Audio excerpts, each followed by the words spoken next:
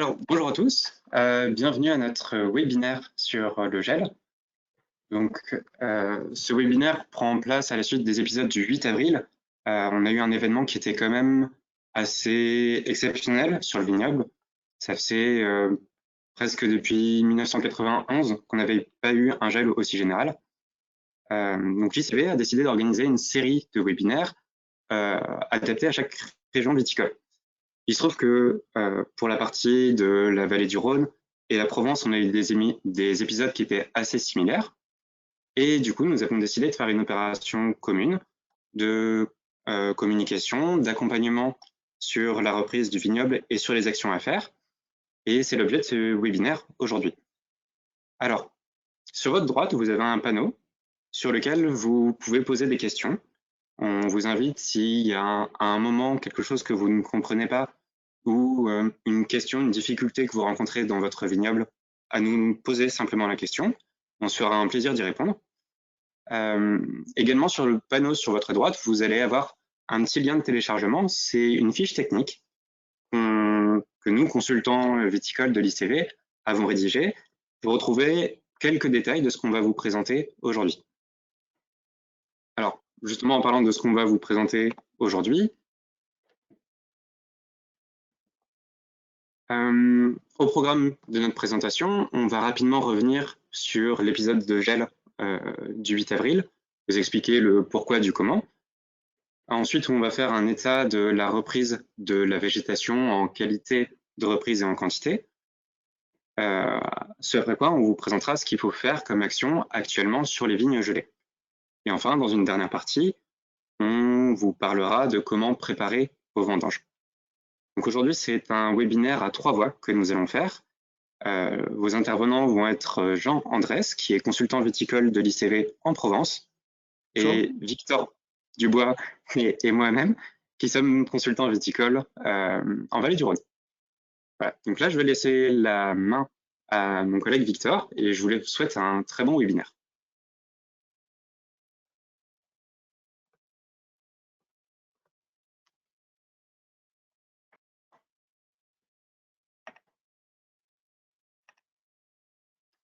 Merci Tristan. Donc je prends la main et j'active mon pointeur. C'est OK pour mon pointeur, vous le voyez bien? C'est parfait. Bien, oui. Super. Bien, écoutez, bonjour à toutes et à tous. Merci Tristan pour cette intro. Ravi de vous voir finalement assez nombreux avec nous aujourd'hui. L'objectif étant de faire le point sur cet aléa assez important et ce phénomène assez marquant qui a, on va dire, marqué le début de millésime 2021 de manière pas forcément aisée. Et donc, nous allons refaire un point pour commencer sur vraiment ce phénomène de gel qui s'est déroulé au cours de la nuit du 7 au 8 avril pour ce qui est de nos régions, la vallée du Rhône, la Provence, et un phénomène qui a même touché, on va dire, l'ensemble du pourtour méditerranéen et puis d'autres régions voisines un petit peu plus au nord, la Bourgogne, le Beaujolais notamment pour ce qui est de cette nuit-là. Alors, vous avez sûrement entendu beaucoup de choses à ce sujet, sur ce phénomène de gel et même de gelée noire, puisqu'il s'agissait bien de gelée noire cette année principalement, d'où l'ampleur des dégâts. Mais tous ces dégâts justement qu'on a pu observer à ce moment-là et depuis sont dus à 2 éléments importants. Le premier, c'était que même si on n'était pas sur un début de saison et un millésime aussi précoce que 2020, on était quand même sur une année précoce, avec donc un débourrement plutôt précoce qui avait évidemment déjà eu lieu sur nos régions et principalement en Vallée du Rhône et en Provence entre la fin du mois de mars et puis le début du mois d'avril. Donc au moment de la nuit du 7 au 8 avril, on a quand même un grand nombre de bourgeons qui avaient débourré et qui avaient une sensibilité accrue au froid et donc au gel. Et puis, comme je l'ai dit, une gelée noire. Une gelée noire, alors en comparaison et en opposition avec la gelée blanche, une gelée noire, c'est dû vraiment à un déplacement d'une masse d'air polaire, donc une masse d'air très très froide qui vient très souvent de l'Arctique, et cette nuit-là, elle est arrivée en France et notamment sur la vallée du Rhône, en arrivant par la Bourgogne aussi, par le nord-est du pays. Elle est passée donc par d'autres pays frontaliers, l'Allemagne également. Elle a touché certaines régions viticoles très importantes de l'Italie et puis l'ensemble du pourtour méditerranéen, dont nos régions. Voilà. Donc, on a atteint des températures négatives impressionnantes cette nuit-là. Je peux vous citer par exemple dans les contreforts du Ventoux des zones où il a fait -6, -7, -8, parfois -9 degrés. Des zones, on va dire, moins froides habituellement, mais par contre très précoces. Comme les appellations du Plan de Dieu, pas très loin des dentelles de Montmirail, des appellations Vaqueras également, pour ce qui est de la vallée du Rhône Sud, simplement pour vous citer des exemples, qui ont été également très touchés au milieu de tout un tas d'autres. Voilà. Donc, deux facteurs qui, ensemble, ont fait qu'on a observé vraiment de gros dégâts juste après. Et donc, sur cette slide, vous voyez sur le côté droit une carte météo ciel qui était en direct au matin du 8 avril à 7h30 avec des températures encore très négatives. Donc, une vague de froid qui a en plus duré de toute la nuit, de 23h au petit matin, donc en lien avec ces dégâts très importants.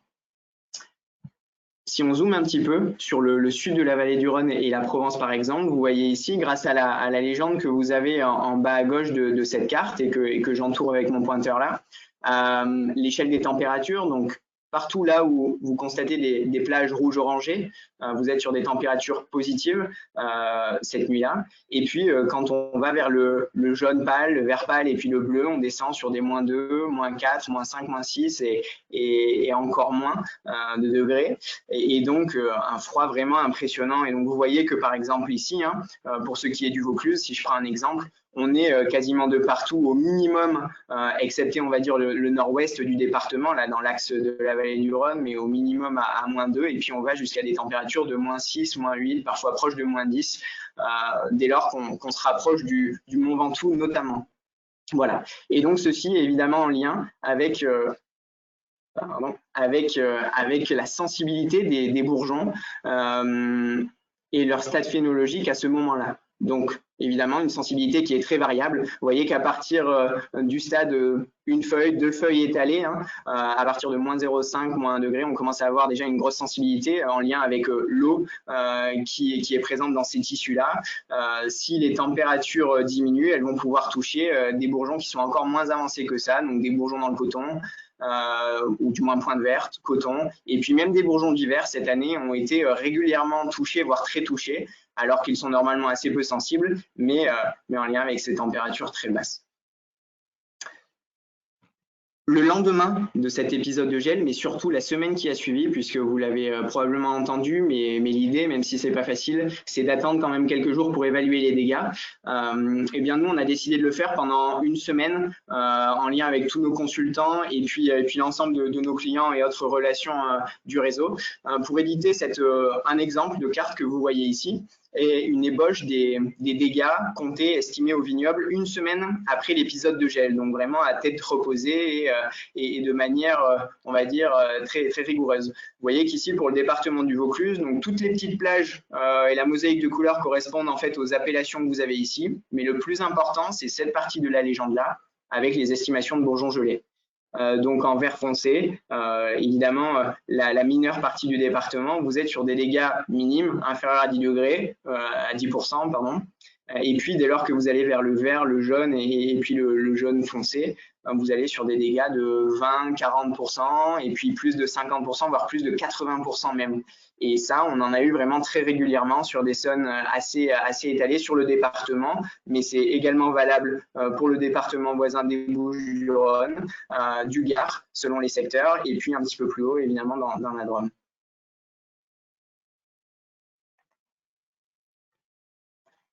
Aujourd'hui, depuis ce moment-là, qu'est-ce qu'il s'est passé et aujourd'hui, où est-ce qu'on en est? Voilà, puisque le but du webinaire de cette fin de journée, c'est pas de revenir en détail sur ce qu'il s'est passé du 7 au 8 avril, mais c'est surtout de voir ce qu'on a aujourd'hui à portée de main pour construire notre millésime 2021 en termes de vendange, de vinification, de vinifier le millésime le plus intéressant possible, malgré cet aléa très fort du début de saison.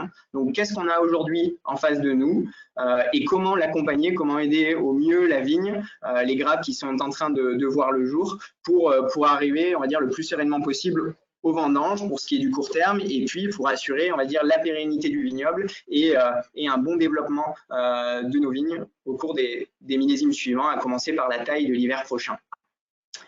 Tout petit rappel pour commencer cette partie sur les bourgeons de la vigne, pour repréciser certaines choses et être bien d'accord sur ce dont on parle. Alors, si on prend l'exemple ici, on va dire d'un bois de 1 an, donc qui a été laissé à la taille de cet hiver, que vous avez sélectionné sélectionner. Alors ici, on peut imaginer que c'est une baguette. Et puis, s'il s'agit d'une taille courte, en cordon ou en gobelet, vous aurez ici raccourci votre baguette à ce niveau-là, en dessous du troisième bourgeon latent.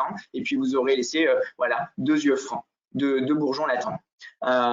Justement, j'en parle, on a ce bourgeon latent que je vais détailler juste après. Et puis, vous avez également en dessous, au niveau de la base des sarments, des yeux. Alors, le bourrillon ici, et puis les yeux de la couronne qui généralement débourrent peu au début et un petit peu plus en fonction du temps au cours de la saison, et d'autant plus qu'il y a eu des aléas qui ont empêché le développement ou inhibé le développement des bourgeons latents dominants. À noter aussi une précocité du développement et une précocité de débourrement de ces bourgeons latents. Plus ils sont éloignés de la base et plus ils débourrent tôt. C'est pour ça que voilà, sur les tailles longues, on a les bourgeons proches de, on va dire, de l'apex, de l'extrémité du rameau, qui débourrent bien avant ceux de la base, et ce qui peut parfois protéger justement ceux de la base en début de saison en cas d'aléa comme le gel de cette année.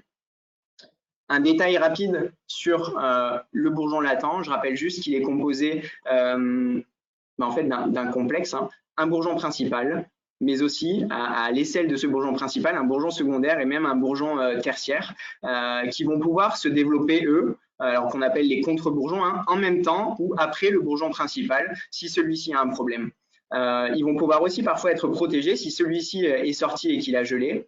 Par contre, dans le cas de gel très fort et de froid très important, de température très négative, l'ensemble de ces complexes souvent gèle, et c'est ce qui s'est passé dans beaucoup de cas cette année, c'est ce que vous avez dû constater dans vos parcelles. Voilà. En termes de potentiel fructifère, je rappelle que le bourgeon principal ici, on l'estime à 100% fructifère, et donc il va générer un rameau avec 1 à 3 grappes selon les cépages. Le bourgeon secondaire est un petit peu moins fructifère, le tertiaire également, plutôt entre 20 et 40-50% en moyenne. Les yeux de la couronne et les yeux du vieux bois qui eux aussi pourront sortir le sont encore moins, ils sont peu ou pas fructifères généralement, même si parfois ils peuvent réserver des bonnes surprises, et vous le voyez sûrement en ce moment. Quelle reprise de végétation actuellement en qualité, en quantité? Alors simplement, et sans trop détailler, je vous remets en chronologie une parcelle que moi je suis chez un client chaque semaine, parmi toutes celles que je vois. Donc on est en bordure des Alpilles ici, donc au nord du département des Bouches-du-Rhône. Une parcelle de Carignan principalement, avec quelques pieds de grenache ici et là. Le 14 avril, une semaine après le gel, c'est une parcelle que j'ai observée et dans laquelle j'ai effectué des comptages rigoureux, qui a été touchée à environ 60-70% de bourgeons gelés. Quand je parle de bourgeons gelés, c'est ce qui était sorti, voilà, mais aussi des bourgeons qui étaient encore dans la bourre ou presque à l'état de bourgeons d'hiver, voilà, qui ont totalement gelé. Si je vais ici 3 à 4 semaines plus loin, on voit quand même une évolution assez intéressante. Alors, après le gel, il y a eu 2 semaines de froid assez important qui a, on va dire, augmenté encore le choc physiologique, qu'on pourrait appeler, de la vigne. La vigne a vraiment été choquée, marquée par le phénomène de gel du 8 avril et par les 2 semaines de froid juste après, sans eau, en plus sans précipitation, qui ne l'ont pas aidé à repartir.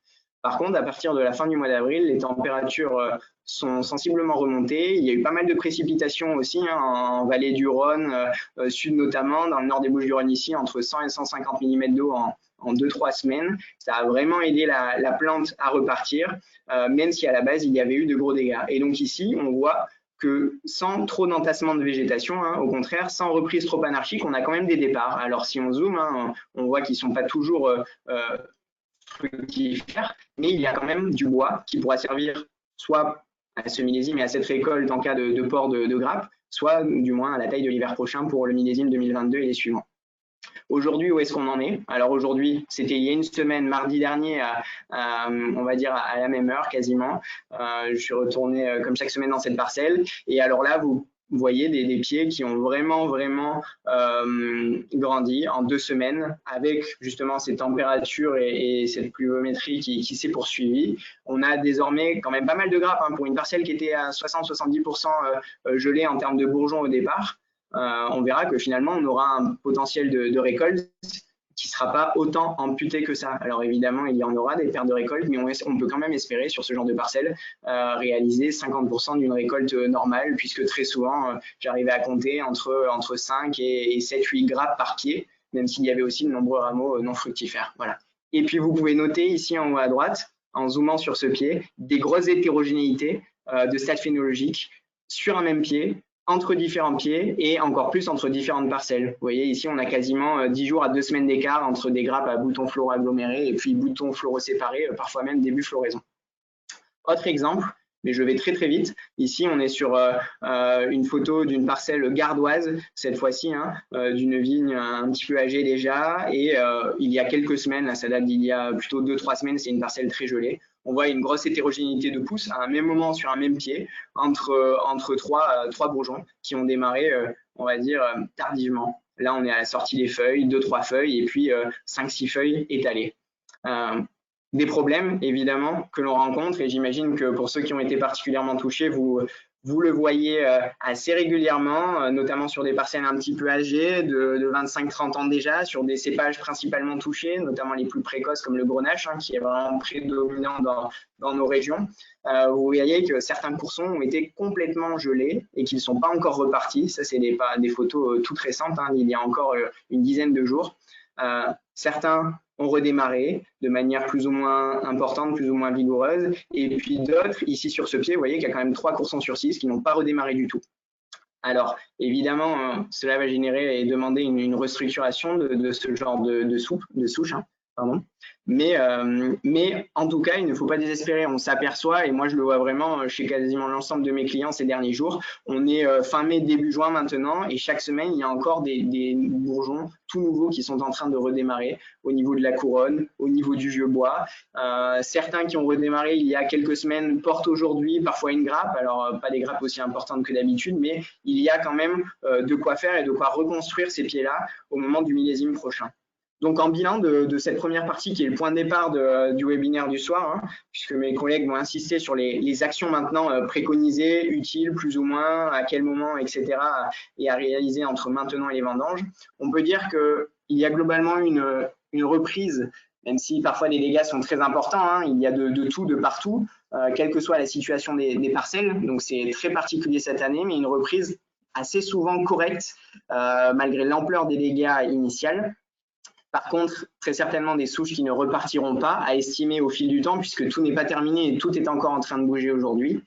Des souches aussi où la taille ne sera pas possible, ou du moins très compliquée, taille partielle, baguette à reconstruire, courson à reconstruire à partir du vieux bois, parfois recépage entier de la souche à réaliser à partir d'un pampre qui sera laissé là ce printemps en ce moment au moment de l'épamprage, donc sûrement ne pas être trop sévère à ce sujet-là aussi. Voilà, donc tout un tas de cas particuliers au vignoble qui vont faire qu'on aura ou non des pertes de fonds.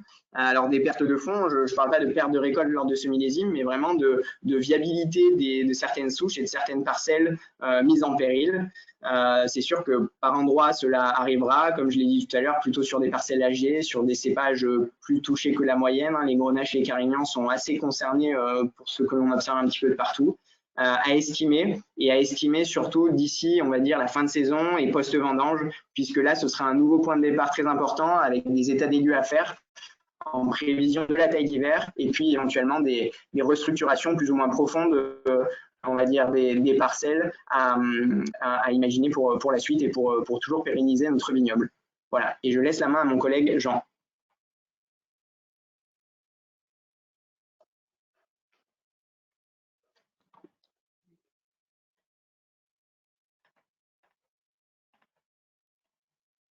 C'est bon, Jean, normalement, tu as la main.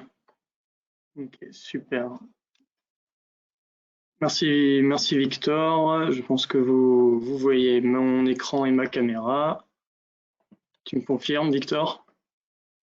C'est tout bon. Super.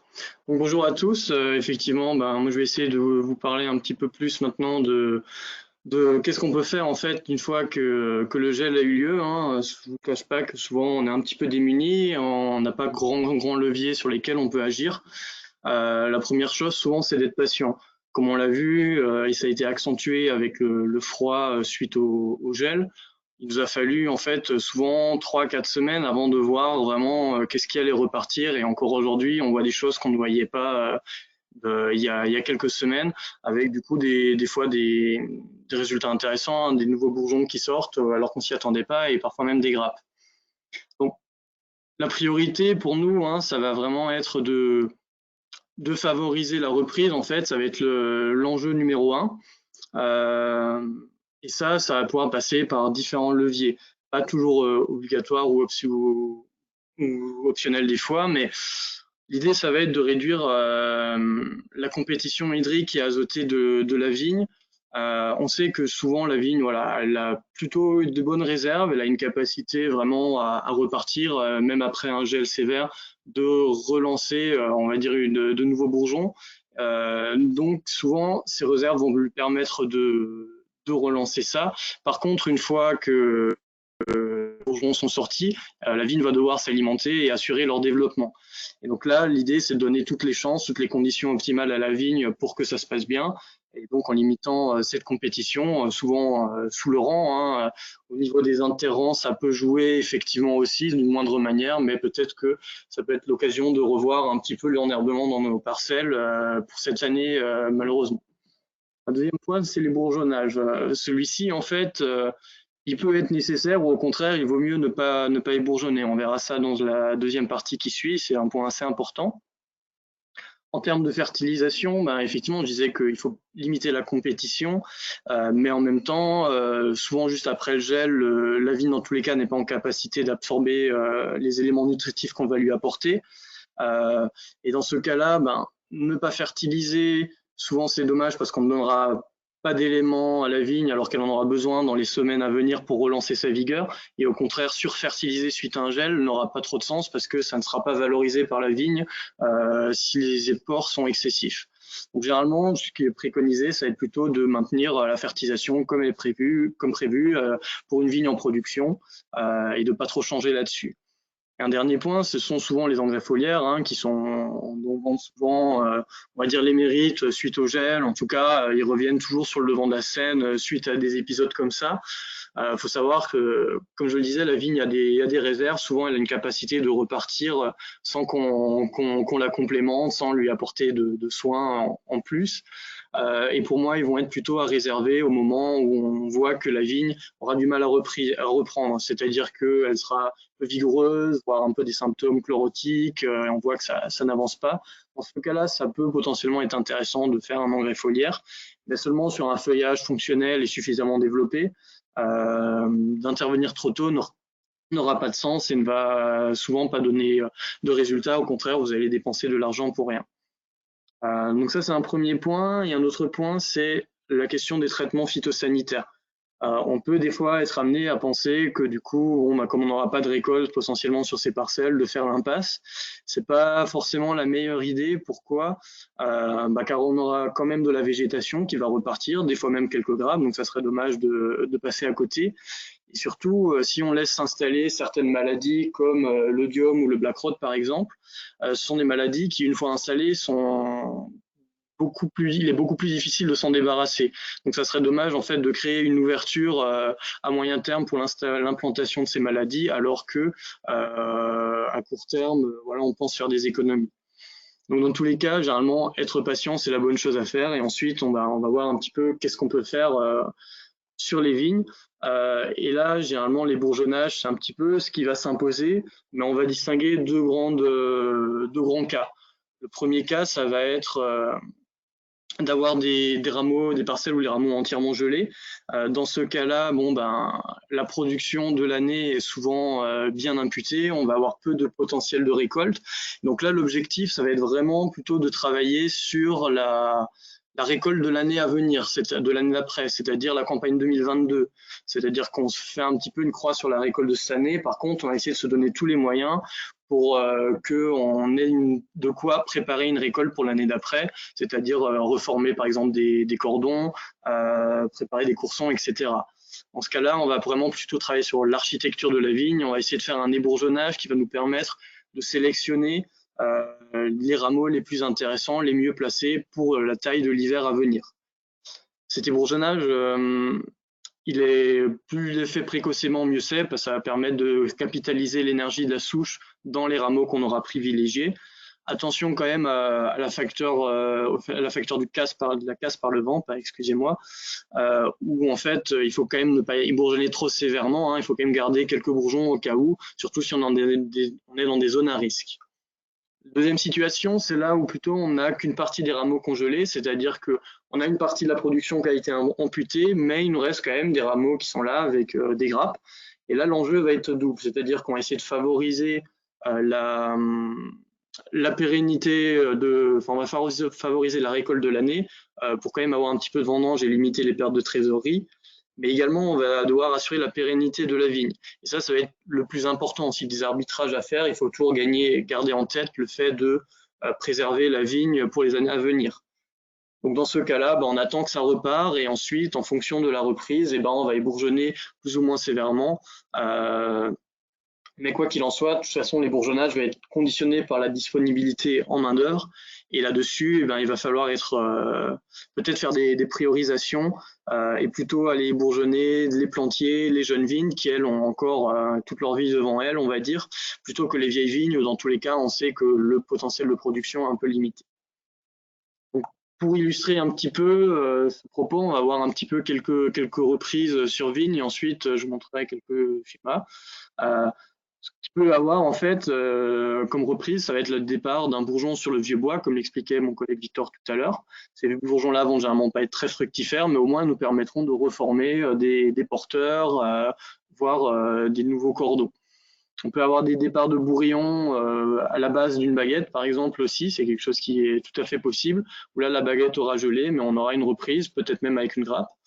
Et sinon, on peut avoir des bourgeons de la couronne qui vont se développer. C'est-à-dire que nos bourgeons latents qu'on avait gardés pour porter les fruits ont gelé, mais sur la couronne, on va avoir différents bourgeons qui vont sortir. Vu que des schémas valent mieux que des grands discours, je vous propose un petit peu d'illustrer mon propos sur quand est-ce qu'on intervient ou pas. Ici, vous voyez en fait un petit schéma d'une parcelle menée en cordon. Donc on a notre souche avec ici 6 porteurs, plus ou moins en fonction des objectifs de production. Sur chaque porteur, voilà, on va avoir théoriquement, généralement, 2 rameaux qui vont partir et qui vont porter les raisins. Après un gel, qu'est-ce qui va se passer? Et bien souvent, on va en fait avoir un certain nombre de rameaux qui vont geler. Généralement, ce sont les rameaux qui étaient sur les coursons. Et dans ce cas-là, on va avoir une perte de récolte directe, puisque on ne va pas avoir de production sur ces rameaux. Mais on peut du coup quand même avoir des rameaux qui ont résisté et qui, eux, porteront du raisin. Et également des coursons, des rameaux qui vont sortir du vieux bois. Donc là, il n'y a pas forcément de besoin d'intervenir tel quel. Bon, on sait qu'on aura une perte de récolte, mais on va capitaliser sur ce qui reste et éventuellement espérer que les repousses du vieux bois puissent nous permettre de remplacer les coursons qui ont séché suite au gel. Et ça, on s'en chargeait à la taille à l'hiver venu.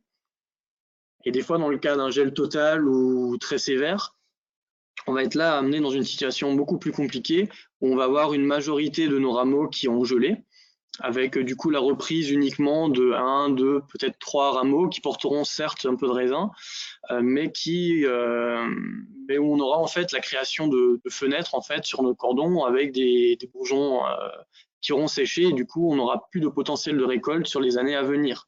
Donc dans ce cas-là, on va essayer de favoriser les pousses les mieux placées, notamment sur le bois ou sur le tronc, pour essayer de reformer un nouveau cordon, de le remplacer et du coup d'avoir un cordon sans fenêtre. En photo, qu'est-ce que ça donne? Si on regarde le cas de la photo en haut à droite, on voit ici un cep de grenache sur lequel nos porteurs là en rouge totalement séchés, on n'a pas de reprise.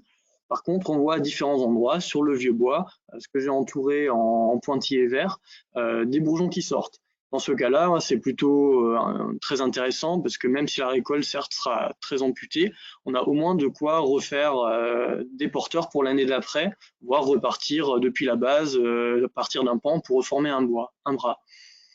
À gauche, c'est un petit peu différent sur cette image-là. Donc on voit effectivement, c'est ce que je vous présentais tout à l'heure, des bourgeons de la couronne qui sont sortis. Et on voit que certains présentent des raisins alors que d'autres non. Et on voit quand même qu'on a une sortie assez importante, des fois même un peu archaïque de bourgeons. Et donc dans ce cas-là, on va chercher à en conserver les plus vigoureux, donc ceux qui seront le mieux positionnés avec le meilleur flux de sève, et si possible avec des grappes. Et donc dans ce cas-là, on va en éliminer un, deux ou plusieurs, toujours en prenant en compte le risque du vent. Pour les plantiers, c'est là où ça va être le plus compliqué, parce que sur des plantiers, on vient par exemple de tirer 2 baguettes pour établir nos futurs bras. On va souvent se retrouver dans des situations où on aura 1 ou 2 bourgeons sur l'extrémité des baguettes, mais on aura l'ensemble des bourgeons quasiment qui auront gelé sur la partie la plus proche du cep des baguettes, et en fait, celles-ci vont créer des fenêtres. Donc là, l'idée, ça va être vraiment de favoriser, de reformer le cep, quitte à perdre les quelques grappes qu'on aurait pu avoir sur les extrémités, mais plutôt de privilégier la capacité de production à moyen terme dans les 2-3 années à venir et au-delà, en reformant les bras. Concernant les gobelets, qui sont aussi un mode de conduite assez présent dans nos régions, ici, mon collègue vous en a schématisé un. Et donc, on a un gobelet ici avec 5 bras sur lesquels on a des porteurs avec des rameaux. Donc, dans ce cas-là, on va être assez proche de la gestion d'un cordon, mais avec moins de contraintes. C'est-à-dire que en cas de gel, on va perdre effectivement un certain nombre de porteurs, mais à chaque fois, ça va concerner qu'un bras en question et ça ne concernera pas tout un cordon entier et avec des possibilités de fenêtres.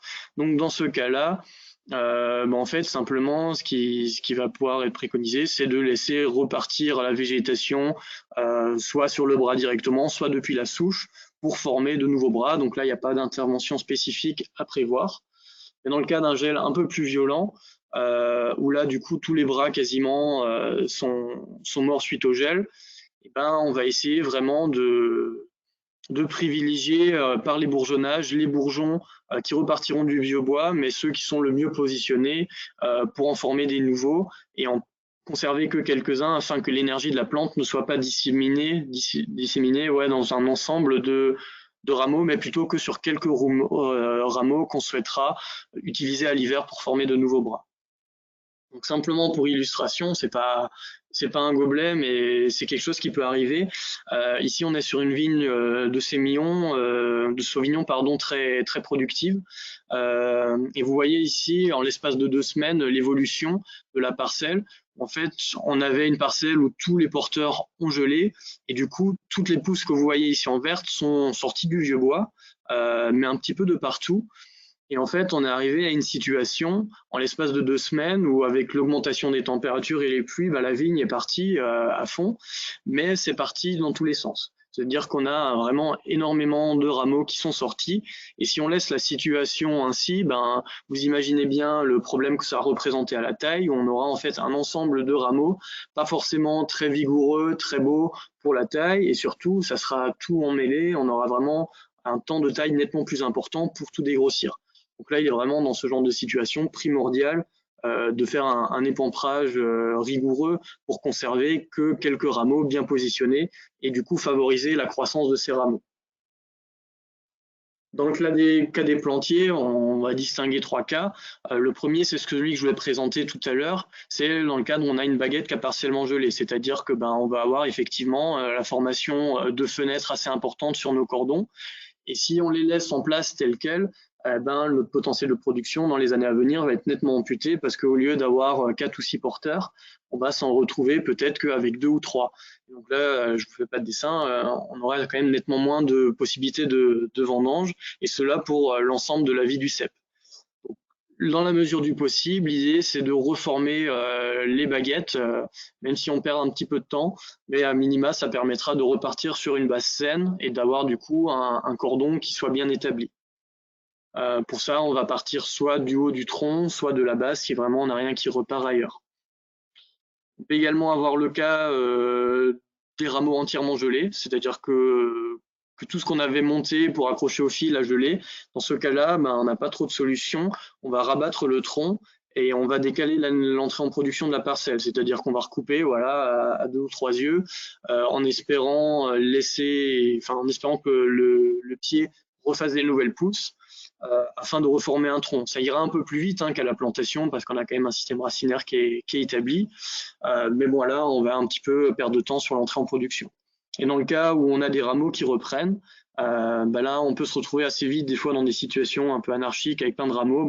L'idée, ça va être de bien ébourgeonner les troncs ou les futures baguettes afin de pouvoir former une souche qui soit belle et cohérente et de favoriser le développement de quelques rameaux seulement. Je vous inviterai à voir la vidéo de mon collègue Bernard Genevet dans le Gard. On vous mettra le lien dans le chat afin que vous puissiez la consulter, qui explique vraiment un petit peu en détail comment gérer les plantiers. Je vais laisser maintenant la main à mon collègue Tristan qui va vous parler plutôt de comment on va pouvoir gérer les vendanges. Je vais te passer la main, Tristan. Hop. Voilà. Donc, normalement, tu devrais pouvoir gérer l'affichage.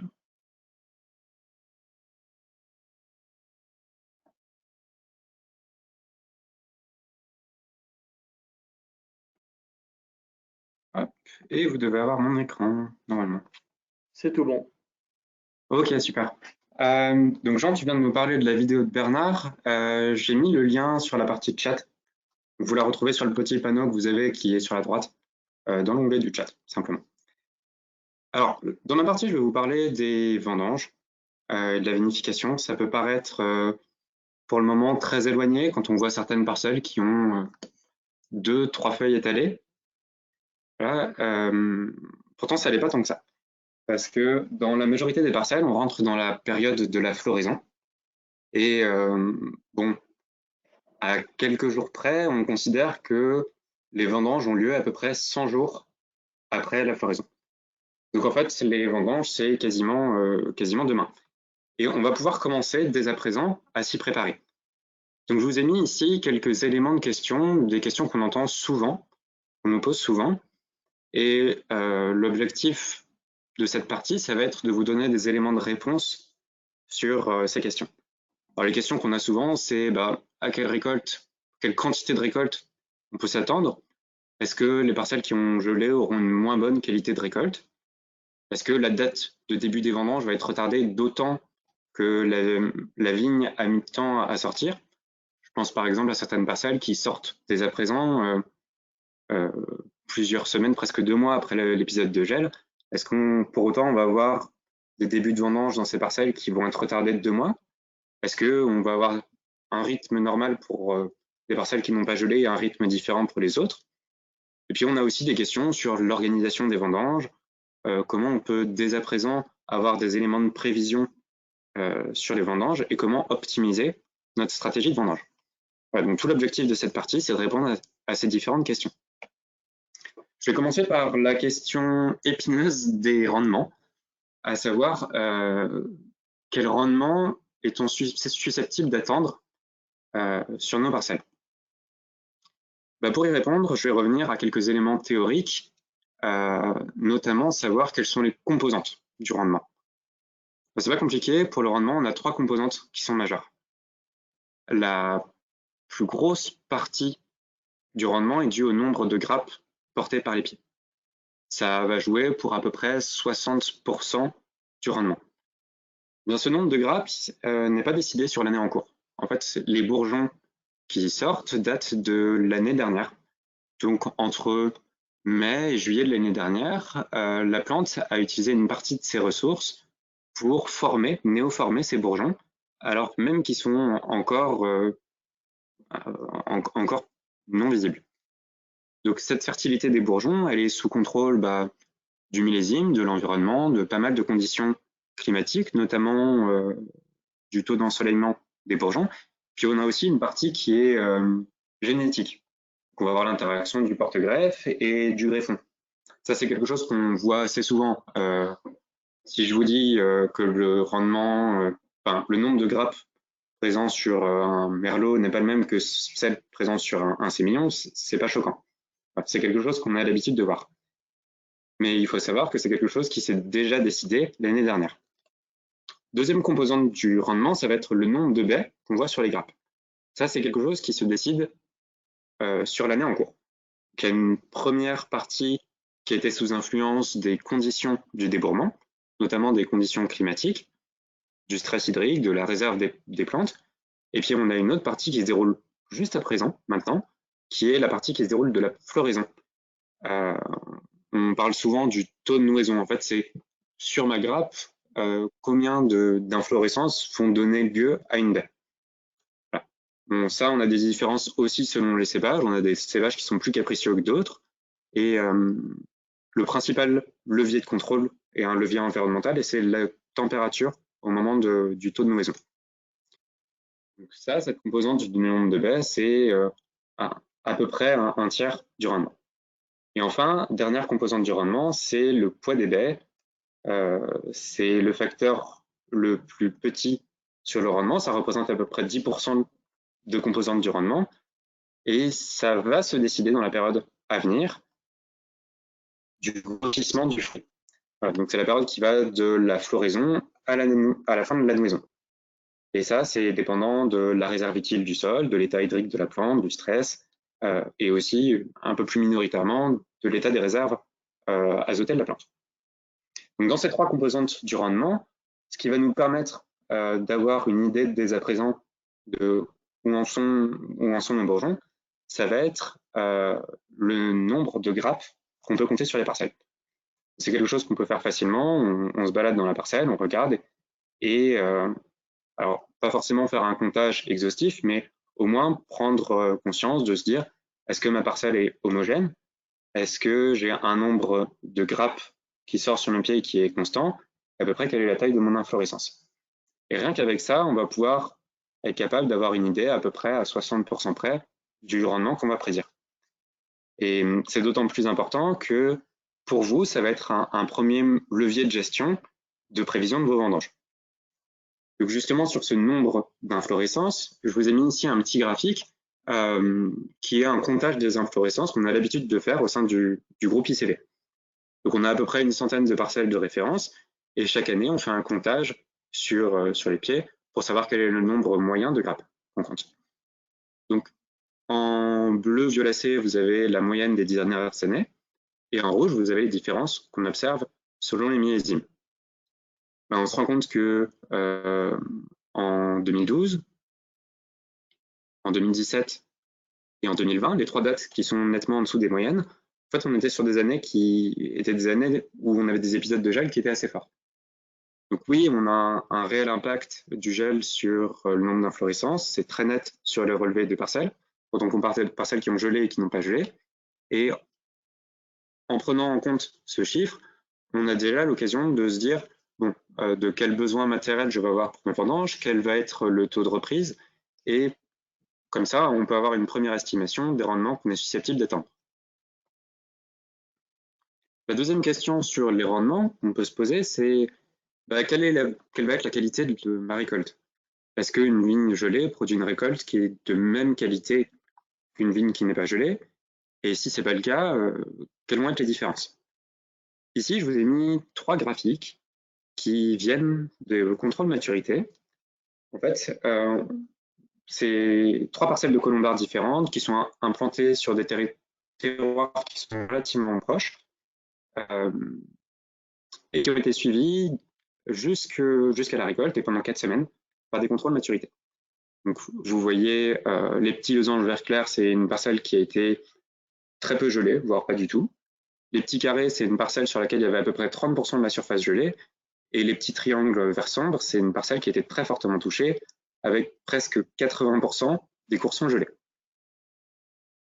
Si on prend différents indicateurs de contrôle maturité, par exemple l'acide malique, l'azote assimilable des mous ou le titre alcoolique potentiel que ça va donner, on se rend compte que au moment de la première semaine, certains indicateurs ont des différences qui sont très fortes entre une parcelle qui a gelé et qui n'a pas gelé. Et cette différence très forte réduit à mesure que la maturation continue. On a d'autres parcelles, au contraire, comme l'azote assimilable, comme pour l'azote assimilable ou pour le TAV, où on part avec une différence qui est existante mais relativement faible. Et à mesure qu'on progresse dans la maturation, on a ces différences qui augmentent et qui peuvent être très importantes. Je prends par exemple l'exemple du titre alcoolique potentiel. Entre une parcelle qui n'a pas gelé et une parcelle qui a gelé, on finit avec 1,8 degré potentiel de différence sur le vin. Donc, ce que je veux dire par là, c'est qu'on a des qualités de récoltes qui sont très différentes. Mais pour autant, est-ce qu'on est capable de les prédire longtemps à l'avance? Non, parce qu'on va avoir une infinité de cas différents. On va avoir des différences selon les terroirs, les cépages, la réponse de la vigne. Donc, en fonction de toutes ces différences, que faire? Il faut s'adapter, il faut identifier ce qui a gelé, identifier comment ça a gelé, et puis suivre au cours de la maturation avec des contrôles maturité par modalité. Voilà, et il ne faut surtout pas se dire, je vais m'occuper de ma partie gelée de vigne comme du reste, parce qu'on a des comportements qui sont très différents. Ici, donc je vais vous présenter un peu pour vous mettre en contexte. Ensuite, on est dans une parcelle de cinceau, la parcelle que vous voyez sur la gauche. C'est une parcelle qui est en pente, et début 2020, on a eu un épisode de gel. Mais du fait de la pente, seulement le bas de la parcelle a été touché, et le haut a été relativement bien préservé.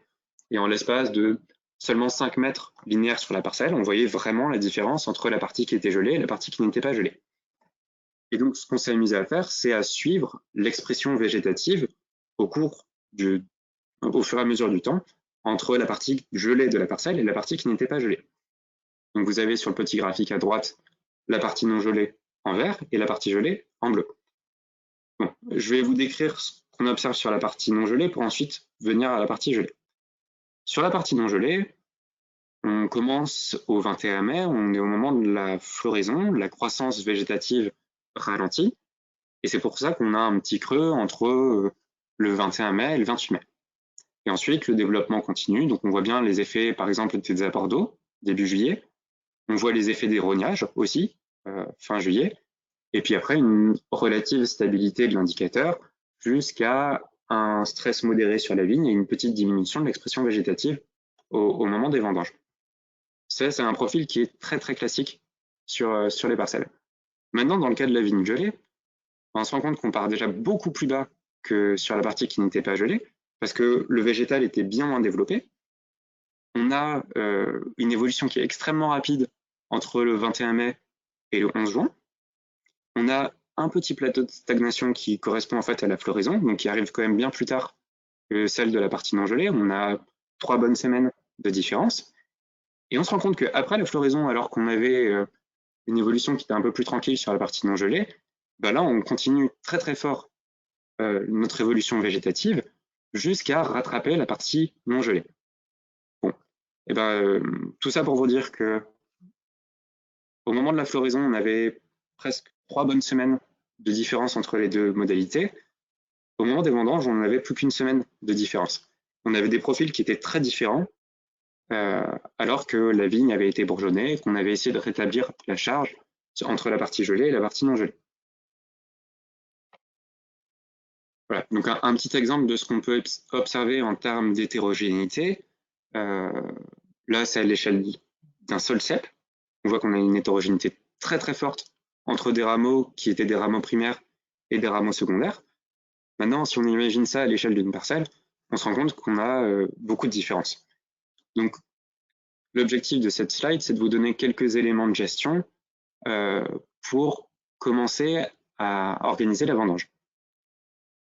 Alors, à l'échelle interparcellaire, donc si on a un lot de différentes parcelles à gérer, ce qu'on peut faire, c'est d'abord, question la plus évidente, se dire quelles sont mes parcelles qui ont gelé et combien de surface ça représente toutes ces parcelles gelées par rapport au reste de mes parcelles.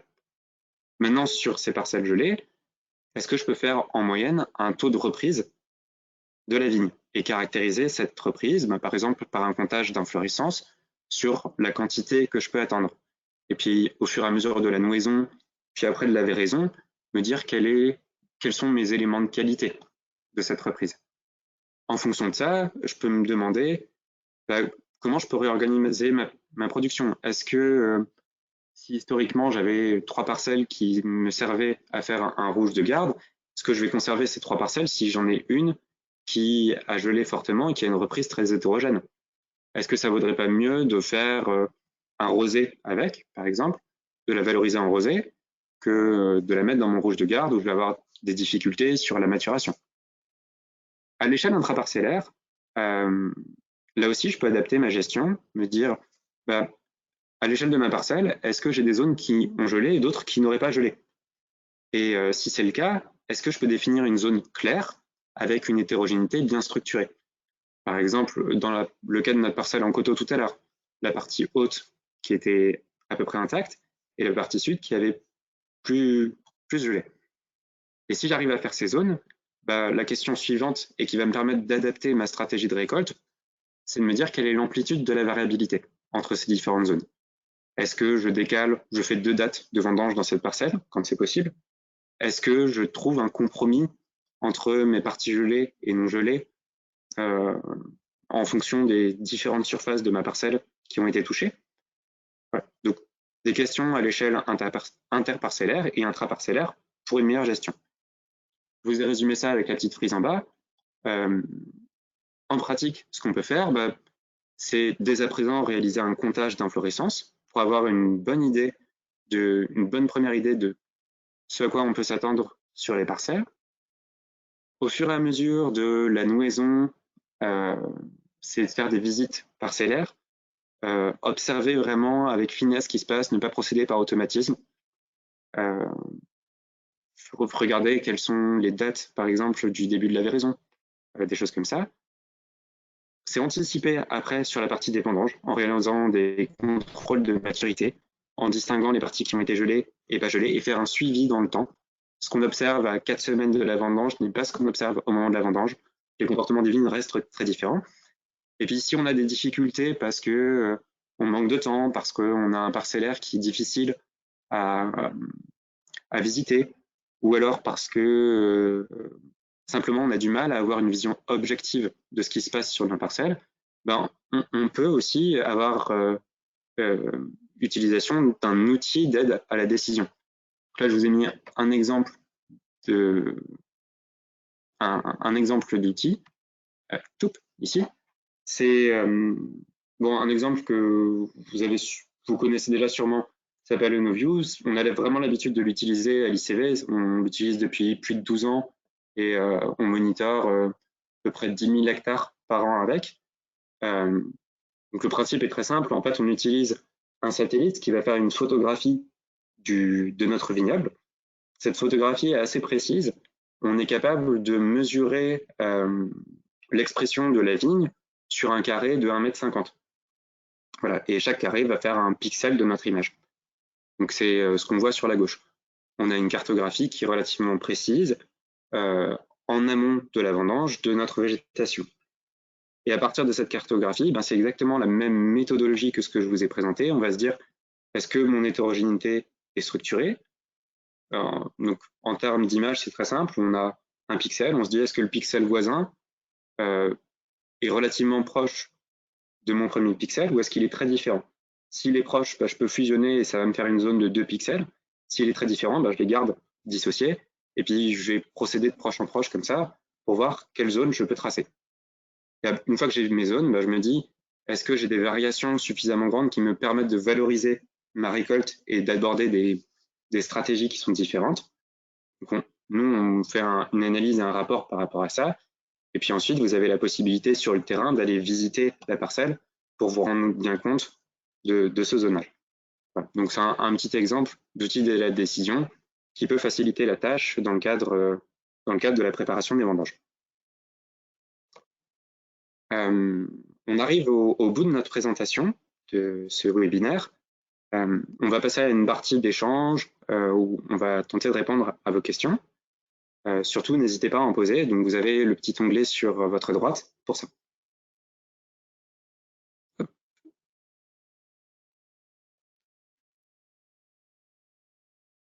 Alors, Victor et Jean, ce que je vous propose, c'est que je vais lire les questions qu'on a reçues. On en a déjà quelques-unes dès à présent. On en aura peut-être d'autres par la suite. Ce que je vous propose, je vous lis la question et puis on se répartit la réponse. Et puis, j'imagine qu'on aura aussi des choses à compléter. Alors, la première question qu'on a, c'est comment prioriser mes actions dans mon vignoble? Jean, c'est peut-être plus relié à ta partie? Ouais, C'est une question importante en effet, hein, ce que je disais tout à l'heure, les bourgeonnages, c'est conditionné par la main-d'œuvre, c'est la principale action, on va dire, qu'on va pouvoir mettre en œuvre. Donc, moi, ce qui me semble le plus important, vraiment, c'est de capitaliser sur l'avenir. Donc ça va passer par la gestion des plantiers qui sont en formation et pour lesquels, en fait, on va essayer de maintenir une vigne en état pour les 20, 30, 40 prochaines années à venir. Et si on passe à côté de la reformation des cèpes éventuellement sur ces vignes ou de reformation des bras, on risque de se traîner un handicap pour les dizaines d'années à venir. Donc la priorité doit vraiment aller à ces parcelles, puis aux parcelles un peu plus âgées, mais qui sont voilà, en bon état de production et qu'on va garder pour, on va dire, encore plusieurs années. Et vraiment, en dernier, les parcelles âgées sur lesquelles on sait qu'on a quand même un potentiel plus faible en termes de longévité et qui ont du coup plus de manquances ou ont déjà des trous, des fenêtres dans les cordons, etc. Il faut vraiment grader, je pense, là-dessus pour voilà, vraiment viser au maintien d'un potentiel de production pour les années à venir. Et voilà, travailler là-dessus et pas des fois faire des choix pas forcément évidents, hein, mais des fois peut-être de couper un peu de raisin cette année pour stimuler la repousse plutôt que voilà, de se dire je laisse tout comme ça et ensuite on se retrouve un petit peu dans une situation difficile au moment de la taille cet hiver.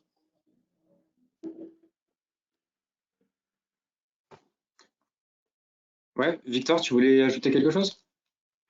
Jean a bien résumé ma pensée, mais si je devais compléter, je rajouterais juste voilà, qu'on entend souvent parler d'actions à mettre en place juste après le gel, dans les 2-3 semaines, rapidement, pour ne pas perdre de temps, comme ce qui est de la retaille, plus que de l'ébourgeonnage, hein, dont a parlé Jean tout à l'heure, retaille de baguettes, retaille de coursons, de rameaux qui étaient en partie développés pour orienter la vigueur.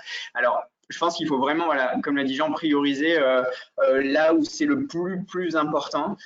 Donc les vignes où ça aura vraiment un intérêt de réorienter une vigueur à très court terme, donc dans la construction d'un plan, vraiment donc des vignes en formation globalement.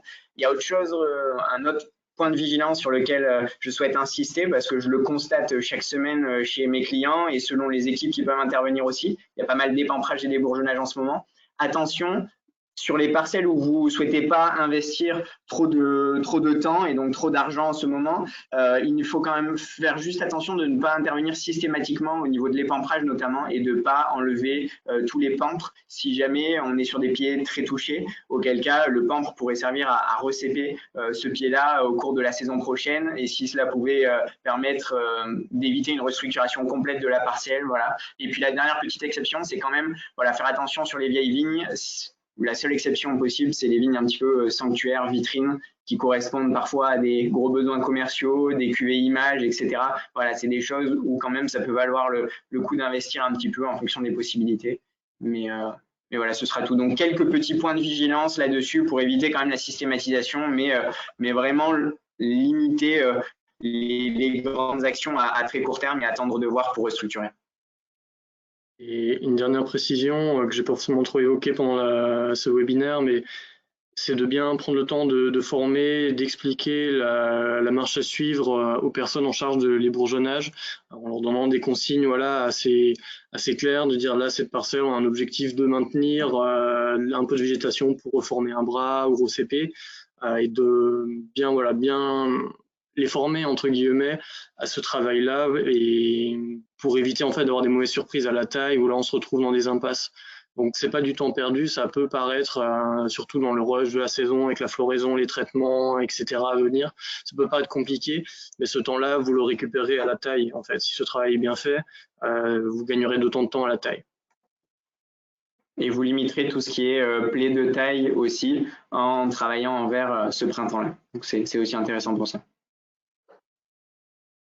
Peut-être justement pour rebondir là-dessus, je ne vais pas prendre les questions dans l'ordre, mais qui prolonge bien cette question. On en a une autre qui est de savoir quelle récolte on peut attendre l'année prochaine sur des bourgeons qui sont des bourgeons cryptiques. Qu'est-ce que tu en penses, toi, Tristan? Alors peut-être juste pour faire le lien avec ce que vous étiez en train d'expliquer, bon, il faut expliquer qu'un bourgeon cryptique est un bourgeon qui sera porteur de fruits l'année suivante. Mais dans ce que je vous ai présenté, dans les 3 composantes du rendement, vous avez vu qu'il y a vraiment un enjeu qui est très fort, qui est le bon état de santé de la vigne l'année passée. Et notre préparation des bourgeons est déjà en train de se faire sur nos rameaux. Et dans cette préparation des bourgeons, on a la composante de la somme des ressources de la vigne à disposition qui est prépondérante. Donc, si je fais le lien avec la partie juste avant sur quelles sont mes priorités, ben, on va privilégier les jeunes plants, mais aussi peut-être des plants qu'on souhaite voir repartir et où on a besoin d'avoir des bourgeons du vieux bois pour reformer des parties. Un ébourgeonnage va permettre en fait de concentrer les ressources sur les rameaux qu'on veut privilégier. Voilà, et de préparer du coup la récolte de l'année suivante.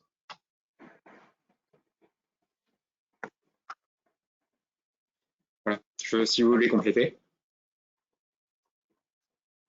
Non, je pense que tu as été assez complet, hein, mais c'est vrai que il y a des choses qu'on maîtrise plus ou moins. Il y a pas mal de choses qui sont effectivement en ce moment, ce qu'on appelle l'initiation florale. Et celle-ci va être dépendante de la météo, de l'état hydrique, azoté de la vigne.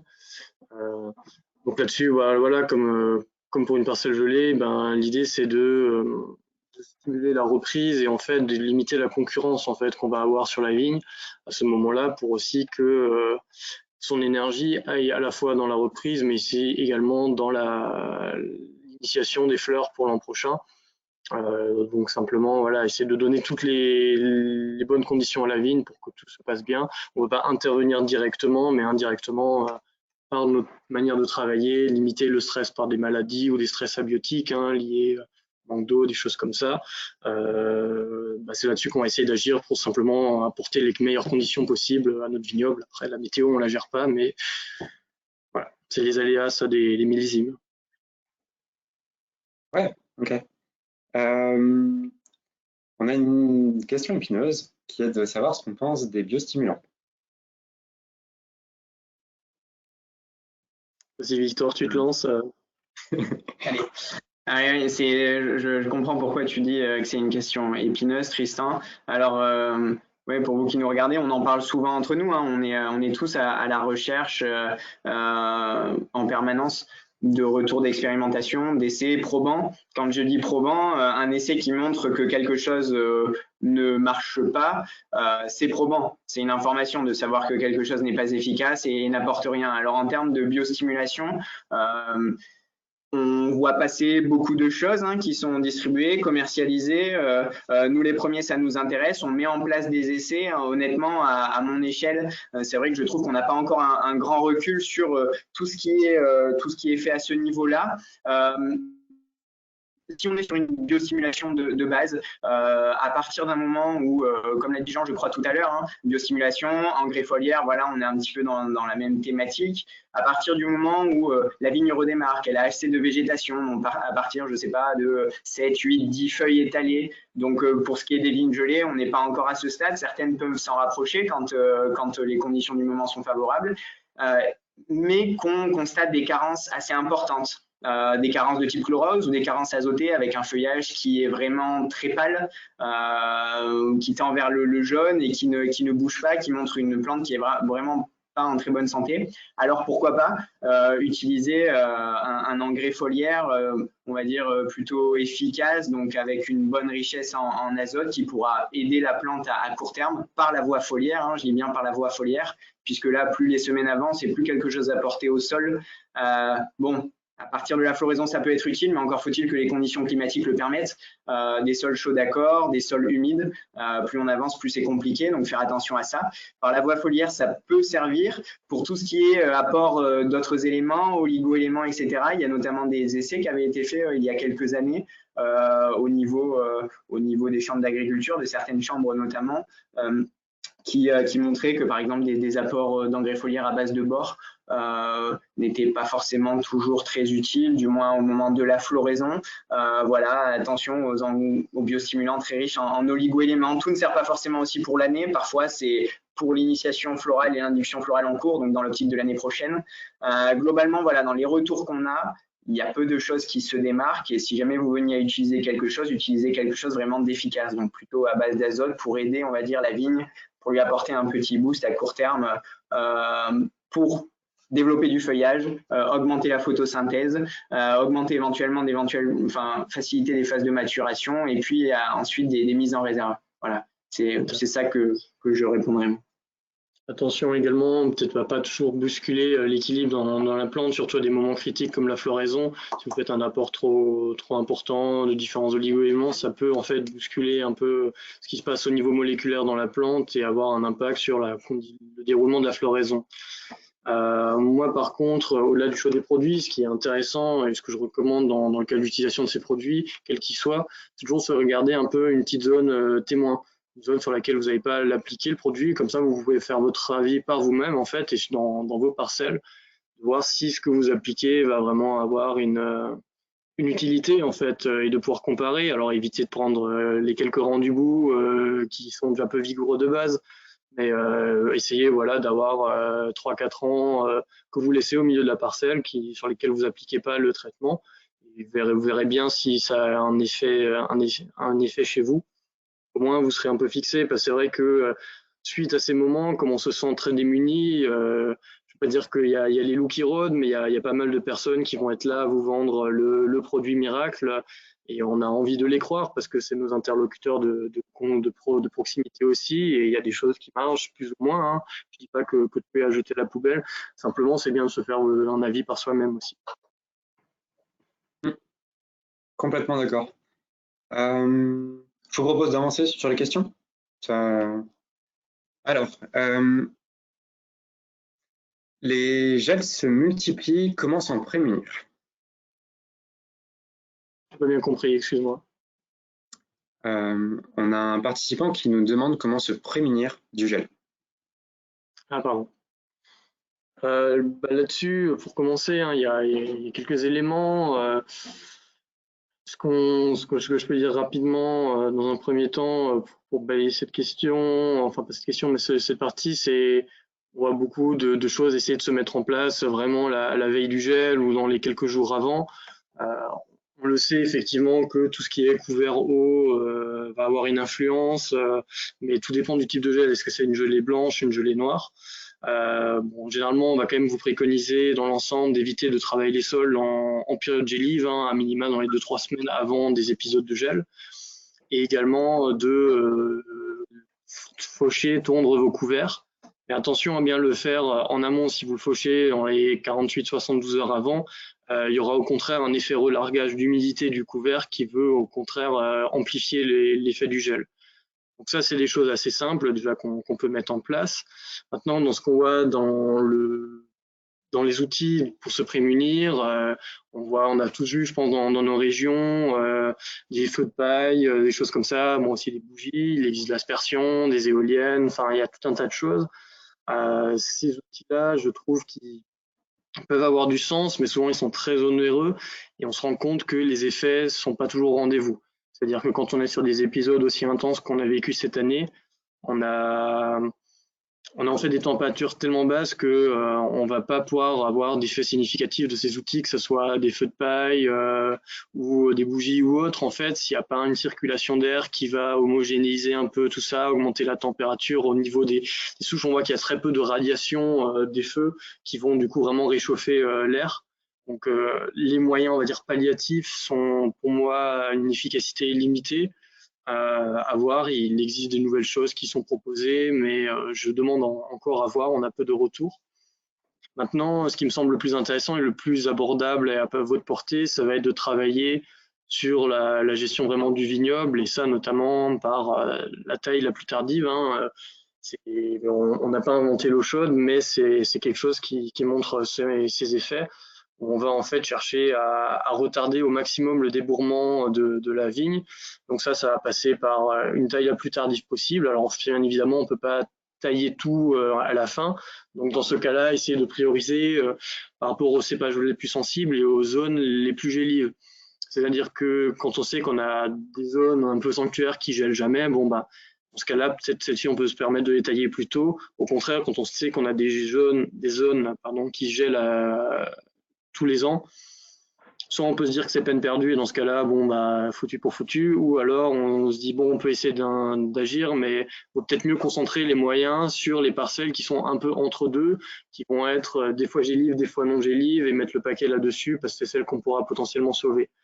Là-dessus, par exemple, sur la taille cordon, on a la possibilité de préparer la taille en fait en amont et de simplement garder des baguettes, c'est-à-dire qu'on va avoir notre cordon à plat sur lequel on va avoir nos porteurs et sur lesquels on va avoir les rameaux les coursons qu'on conserve. Bah, au lieu de les rabattre à 2 yeux dès à présent, en fait, on peut laisser des rameaux qui feront 80 cm ou plus. Et la vigne, naturellement, en fait, est soumise à l'acrotonie, c'est-à-dire que ce sont toujours les bourgeons les plus hauts, les plus loin de la souche qui se développe en premier, et ça peut permettre en fait de retarder le débourrement des bourgeons à la base, donc de nos 2 yeux qu'on veut garder sur notre cordon. Et dans ce cas-là, bah, ça peut permettre de gagner quelques jours, semaines, et ensuite, bah, une fois que le risque gélif est passé, bah, on peut tailler à 2 yeux comme c'était prévu. Sans que ça perturbe forcément le travail, ça va vite parce que tout est préparé, il y a juste à passer, on va dire, un coup de sécateur sur chaque cordon, ça prend un peu de temps, il faut passer le broyeur derrière, mais c'est relativement rapide, c'est-à-dire qu'on fait une taille en 2 fois en fait. Voilà, après, pareil, sur des baguettes, hein, on retrouve un peu les mêmes systèmes où on essaye de garder, sur les coursons notamment, de garder une baguette longue et qu'on rabattra à 2 ou 3 yeux que plus tard. Je ne sais pas si vous voulez compléter. Non, globalement, tu as à peu près tout dit. Je rajouterais que sur les baguettes, ce qu'on constate nous dans nos secteurs ici, même si on a beaucoup moins de taille longue de type Guyot, sur les baguettes, régulièrement, c'est… Alors, il y a l'aspect positif de l'acrotonie qui fait qu'on a les bourgeons de l'extrémité au-delà du rang 5, 6, 7 qui débourrent préférentiellement au départ et qui inhibent ceux de la base qui vont eux être souvent protégés et débourrés post-gel alors que ceux de l'extrémité auront complètement gelé. Donc on peut garder une partie de la future récolte. Par contre, quand le gel est très important, on a toute la baguette qui est souvent gelée et pas grand-chose pour se retourner. Alors que sur les tailles courtes, parfois on peut avoir un petit peu plus de diversité de redépart et de choses pour tailler correctement et reconstruire le cep l'année d'après. Sur les baguettes, c'est pas toujours aussi simple. Avec Tristan, on suit notamment un domaine là, dans l'appellation Ventoux et un exploitant a taillé vraiment ses vignes après le gel. Donc c'est un plantier de grenage de 2 ans. Après le gel du 8 avril, donc environ 1 à 2 semaines après, sachant les risques du début du mois là, dont on avait discuté ensemble. Et honnêtement, on pensait pas que ça allait donner d'aussi bons résultats vu l'ampleur du gel dans ce secteur. Hein. Une commune dans le Ventoux où ça a gelé à -6, -7. L'ensemble des parcelles tout autour ont globalement des gros dégâts, hein, régulièrement de 30, 40, 50% de bourgeons gelés. Au départ, on pensait que la sienne allait être dans le même panier, même si elle n'était pas encore taillée, voire débourrée. Finalement, aujourd'hui, elle est quasiment 100% complète, sans aucune fenêtre. Il y a peut-être 5% de pieds dans la parcelle à retailler, rabattre au fil ou à 2 yeux exceptionnellement. Mais la parcelle se comporte vraiment très très bien. Donc comme tu l'as dit Jean, c'est prioriser, prioriser, prioriser. Tout comme là ce dont on parle pour ce printemps. Et ben, au moment des tâches plus structurelles comme la taille, c'est là aussi prioriser. Là où on a le plus de valeur à ajouter à la parcelle dont on parle, quoi. Et là où il y a le plus de chances aussi que ça marche. C'est là qu'il faut passer du temps et de l'argent si on peut se le permettre.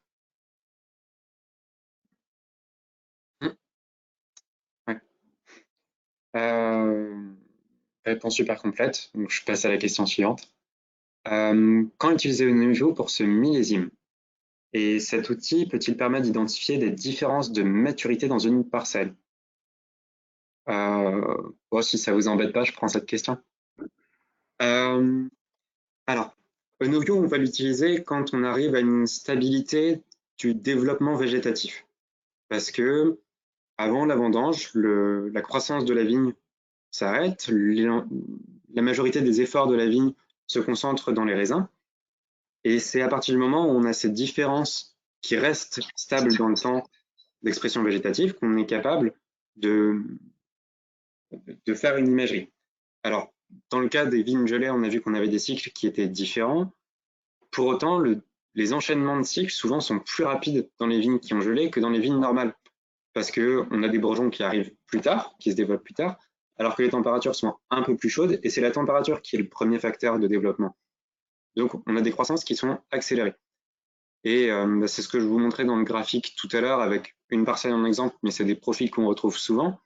On a un développement qui est plus rapide pour les vignes gelées et qui rattrape les vignes qui n'avaient pas gelé. Les fameuses 3 semaines de différence à la floraison donnaient plus qu'une semaine de différence sur la maturité au moment de la récolte. Donc tout ça pour dire que on va chercher à avoir une acquisition de no-view à un moment où on a une stabilité de l'expression végétative. Cette expression, on va l'avoir un peu plus tard pour les parcelles gelées que pour les parcelles non gelées. Mais souvent, on a un ralentissement de la croissance pour une vigne non gelée à partir de la fin juin. Donc, si on prend en compte ces différences de semaines, on sait que si on fait une acquisition à partir de mi-juillet, on va être, dans le cas des vignes gelées et non gelées, sur une stabilité. Et grâce à cette stabilité, on est capable de faire du zonage parcellaire. Et pour répondre à la deuxième partie de la question, ce zonage, il concerne l'expression végétative et pas la maturité des raisins. Par contre, à partir des différences d'expression, on est capable d'avoir des différences de profil. Et ça va nous faciliter le repérage terrain, les trônets, savoir quelle zone faire pour un contrôle maturité. Et c'est l'ensemble de ces outils et de la démarche qui nous permet là d'être très précis sur les différents lots qu'on est capable de faire, soit au sein d'une parcelle, soit entre différentes parcelles. Voilà. Si vous voulez rajouter quelque chose. C'est complet. Ok. Eh bien, voici la dernière question qui clôture ce webinaire. On va vous envoyer dans les jours qui suivent notre présentation par mail. Comme ça, vous aurez le support, les différentes figures, et ce sera l'occasion de se replonger dedans. C'était un plaisir de faire ce webinaire, et ce webinaire sera suivi de différentes actions par le groupe ICV, donc ce sera différents supports. Par exemple, la vidéo que Bernard a faite, notre collègue du Gard, où vous avez le lien dans le chat. Donc, ce sera différentes vidéos, des supports, des plaquettes, des fiches techniques. Voilà. On reste en contact et puis on aura ces différentes actions pour vous accompagner. Voilà. Je vous souhaite une très bonne soirée et à très bientôt. Merci à tous. À bientôt. Merci. Bonne soirée.